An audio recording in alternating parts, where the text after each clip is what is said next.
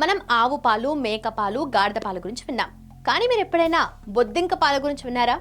ఛీ, యక్! బొద్దింక పాల? బొద్దింకకు అంత మ్యాటర్ ఉందా అని మాత్రం అడగండి.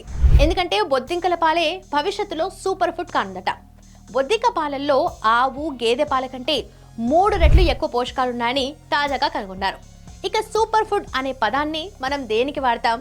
ఫిట్నెస్, వెల్నెస్, ఆకుకూరలు, బెర్రీస్, అలాగే గింజలు, ఇలా పోషకాలు అధికంగా ఉండే ఆహార పదార్థాలను సూపర్ ఫుడ్స్ అంటాం. ఇప్పుడు ఆ లిస్ట్ లో చేరిన బొద్దింక పాలు పెద్ద మొత్తంలో తయారు చేయొచ్చా? కమర్షియల్ గా మార్కెట్లోకి ఎప్పుడు రావచ్చు?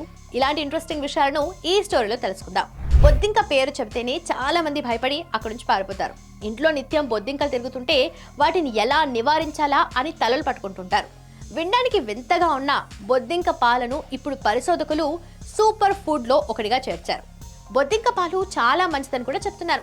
ముఖ్యంగా డిప్లోప్టెరా పంక్టాటా అనే పెసిఫిక్ జాతికి చెందిన బొద్దింక పాలు ఆవు, గేదె పాల కంటే 3 రెట్లు ఎక్కువ పోషకాలున్నాయని తెలిసారు. ఈ ఆవిష్కరణ పోషకాహార నిపుణుల్లో ఆసక్తిని పెంచింది. బొద్దింక పాలు అద్భుతమైన ఆరోగ్య ప్రయోజనాలను కలిగిస్తాయని ఎవరైనా అనుకుంటారా?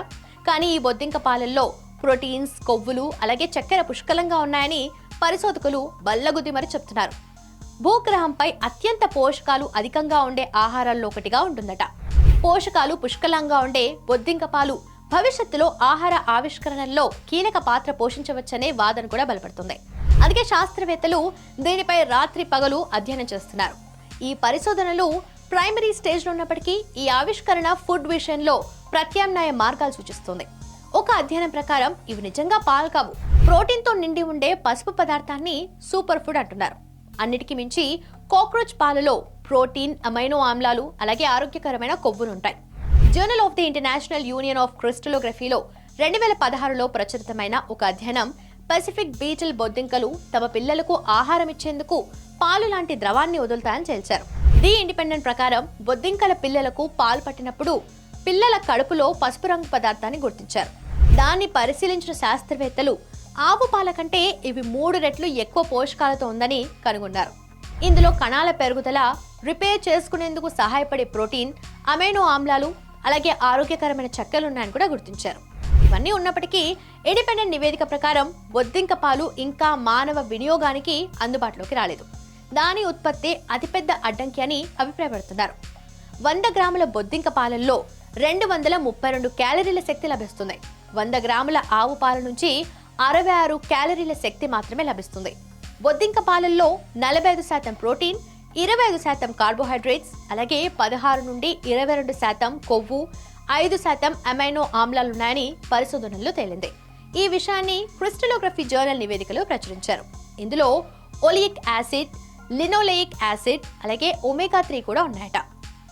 ఈ రోజుల్లో చాలా మంది పాలు తాగటం లేదు. కారణం లాక్టోజ్ జీర్ణం చేసే లాక్టోజ్ ఎంజైమ్ ప్రపంచ జనాభాల్లోని 65% మందిలో లోపించడమే.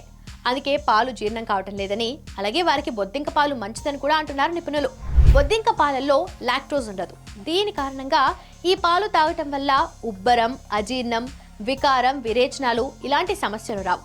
అయితే బొద్దింకల నుండి పాలు తీయటం అంత సులభం కాదని శాస్త్రవేత్తలు చెప్తున్నారు. ఇది ఒక సంక్లిష్టమైన ప్రక్రియ అని, దీనికోసం బొద్దింకలను చంపాలని అంటున్నారు. 100 మిల్లీలీటర్ల పాలు తీయడానికి దాదాపు 1000 ఆడ బొద్దింకలను చంపాలని చెప్తున్నారు. అయితే నేటి సైన్స్ అభివృద్ధి చెందడంతో సమీప భవిష్యత్తులో బొద్దింక పాలే ప్రధాన పాలుగా ఉపయోగించినా ఆశ్చర్యపడాల్సిన అవసరం లేదు.